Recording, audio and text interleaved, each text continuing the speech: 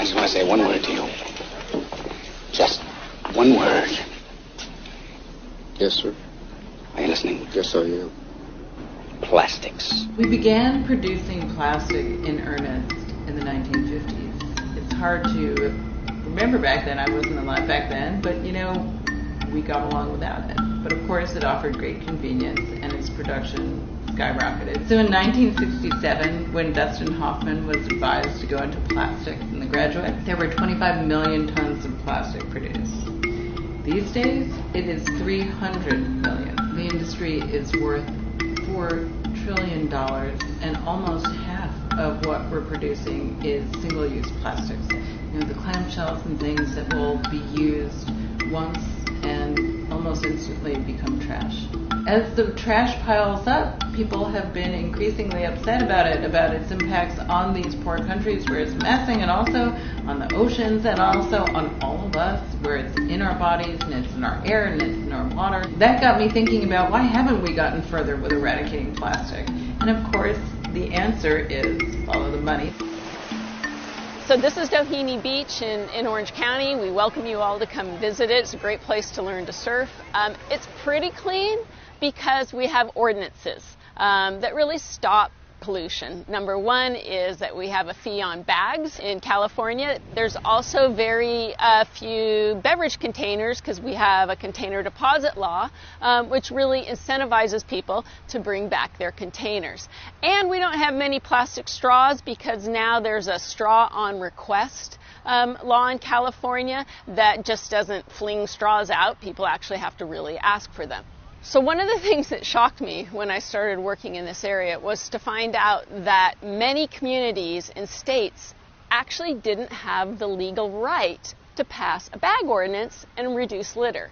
Now, those little communities were required to clean them up and pay for cleaning them up, but they didn't have the legal rights because some corporate lobbyists had gone in at the state level and passed a law that prevented them from putting fees on bags. So the big plan is that we're trying to recycle our plastic bags like this since pollution is getting worse and worse. Westmead Elementary School is in Tennessee, and recently kids there won a contest that was for a plastic bag receptacle. And the kids had made a dragon and painted it green and given it teeth, and it says feed me, and you're supposed to put your plastic bags in it, and then they get recycled. And the contest was sponsored by a group called A Bag's Life. And A Bag's Life is actually a project of the American Progressive Bag Alliance.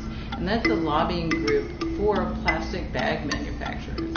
And they fight aggressively against bag bans, which are one of the few things that actually help address the plastic waste problem. It really encapsulates this double-edged strategy we've been seeing from the plastic industry, and not just now, but for decades. They've been, on the one hand, saying, recycle, we're with you, let's do it, you know, keep everything clean. And on the other hand, they're fighting every serious attempt to limit plastic production. Makes sense, right? They make their living from plastics production. I consider the recycling symbol to be the most recognizable image of environmental hope. The person who created it was a student in 1970, right after the first celebration of Earth Day. And he entered a contest done by the Container Corporation of America. It's an icon that tells consumers that we can keep consuming products, consuming resources, but that the cycle will continue to create a kind of ecological balance between production and consumption. In 1971, you have the Crying Indian. The Crying Indian commercial was created by Keep America Beautiful, which is an anti-litter organization, which was founded in 1953 by beverage and container corporations.